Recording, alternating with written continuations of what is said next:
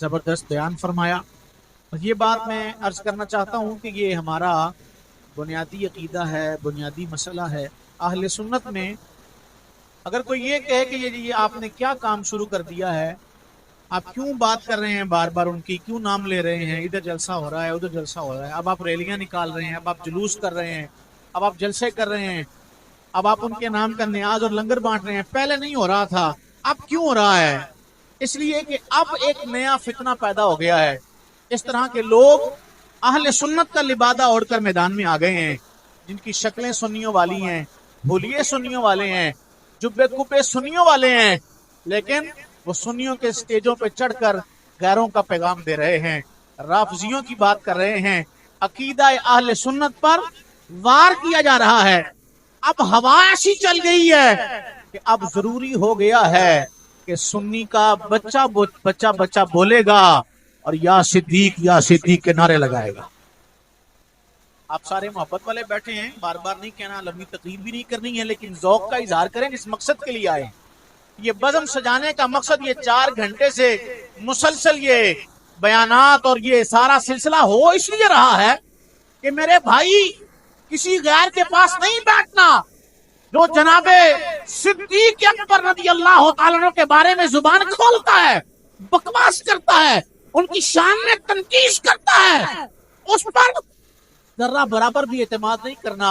وہ سنی نہیں ہے، وہ اپنا نہیں ہے، وہ غیر اور بیگانہ ہے. اس سے مصطفیٰ بھی ناراض ہیں، مصطفیٰ کا خدا بھی ناراض ہے.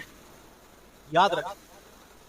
ایک ہی روایت عرض کرتا ہوں بخاری میں ہے، جناب امیر المومنین عمر رضی اللہ عنہ اور جناب سیدنا صدیق اکبر رضی اللہ عنہ کے درمیان کچھ معاملہ ہو گیا اور جناب عمر نے کوئی بات کہہ دی جناب ابو بکر کو. آپ نے رسول اللہ کو آ کر بتائی کہ میرا اور عمر کا کچھ مسئلہ ہو گیا تھا، میں نے معافی بھی مانگی ہے، پھر بھی عمر نے مجھے یہ بات کہہ دی ہے. رسول کریم صلی اللہ علیہ وسلم ممبر پر تشریف فرما ہو گئے اور میرے آقا نے فرمایا آج جو ممبر پہ چڑھ کر جناب ابو بکر پر بات کر رہا ہے اور وہ بے ایمان جو ملک سے بھگایا گیا، فرار کیا گیا، جس نے جناب ابو بکر کو کافر کہا ہے، نعوذ باللہ من ذالک، اور وہ حسن اللہ یاری بے ایمان بدبخت رافضی جو باہر بیٹھ کر جناب صدیق اکبر کے ایمان پر اعتراض کر رہا ہے، اس بے ایمان اور بدبخت کو بھی کہنا چاہتا ہوں، ملک کے تمام رافضی ٹولے کو بھی، اور یہاں جو ریاض شاہ ہے اسے بھی، پنڈی والا نیفا ہے اسے بھی، اور پنڈی والا ہر وہ جو مصطفیٰ کے صحابہ کا بغض رکھنے والا ہے اسے بھی کہنا چاہتا ہوں. ممبر پہ رسول اللہ نے کہا تھا لوگوں ابو بکر کے بارے میں مجھے تکلیف دینے سے باز نہیں آؤ گے. جس کی زبان ابو بکر پہ کھلتی ہے گنبد میں مصطفیٰ کا دل دکھ جاتا ہے. حضور ناراض ہوتے ہیں جو ابو بکر پہ بھونکے، وہ رسول اللہ پر بھونک رہا ہے. جس کے ابو بکر کے ایمان میں شک ہے، سنو اس کے اپنے ایمان میں شک ہے، وہ مومن نہیں ہے.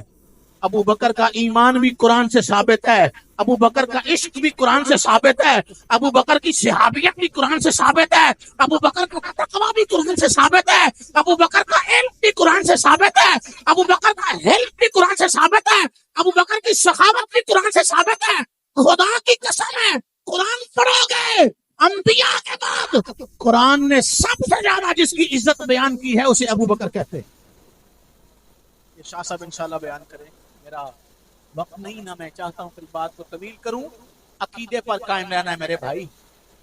جو جناب صدیق اکبر سے بغض رکھے اس سے ہمارا کوئی تعلق، جتنی بڑی بہت بڑی گدی کا وہ پیشوا ہو، مقتدا ہو، یاد رکھو، کہے میں گولڑا شریف کا گدی نشین ہوں، کہے میں فلاں آستانے کا پیر ہوں، فلاں آستانے سے میرا تعلق ہے، فلاں لڑی کا میں پیر ہوں، جو ابو بکر سے بغض رکھے وہ ہماری جوتی کے نیچے ہے.